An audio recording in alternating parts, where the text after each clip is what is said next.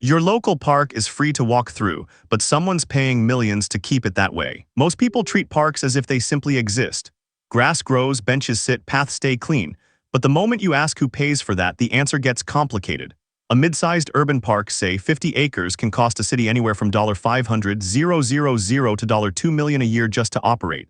That's before you account for capital improvements. So where does that money come from and why does it cost so much? Start with staffing. A typical city park needs groundskeepers, maintenance workers, sometimes security and administrative oversight. A single groundskeeper might earn $35,000 to $50,000 annually, add benefits, payroll taxes, and workers' compensation, and that single employee costs the city closer to $60,000 a year. A park with 5 groundskeepers, that's $300,000 in labor alone, and that's just the basics.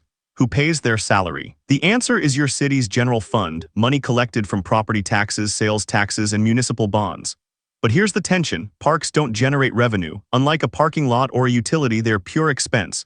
So when city budgets tighten, parks are often first on the chopping block.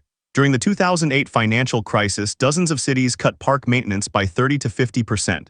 What happens then? The park decays, playgrounds become unsafe, paths crack, grass turns to weeds.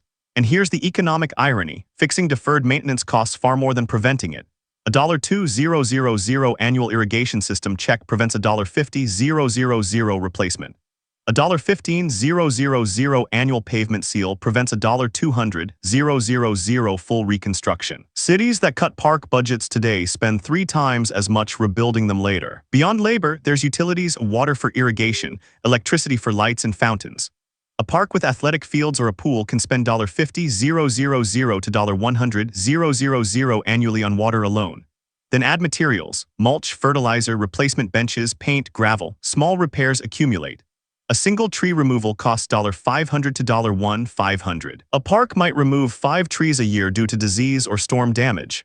The math compounds quickly. So why does a city spend this much on something that makes no profit? Because parks generate value that doesn't show up on a spreadsheet. Property values near parks rise 5 to 10%. Residents report better mental health. Disease rates drop. Parks reduce flooding by absorbing stormwater that saves cities millions in drainage infrastructure. Parks are an investment, not an expense. The city pays upfront so the community benefits downstream. That's why parks cost what they do. Staffing, utilities, materials, and deferred maintenance create a baseline annual cost that's unavoidable.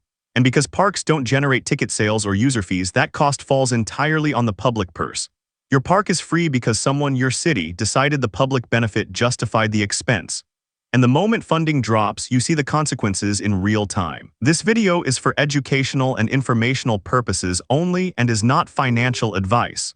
Always do your own research. Subscribe to uncover the hidden economics behind the public services you use every day. There's a new supply chain story every week. This video is for educational and informational purposes only and is not financial advice. Always do your own research.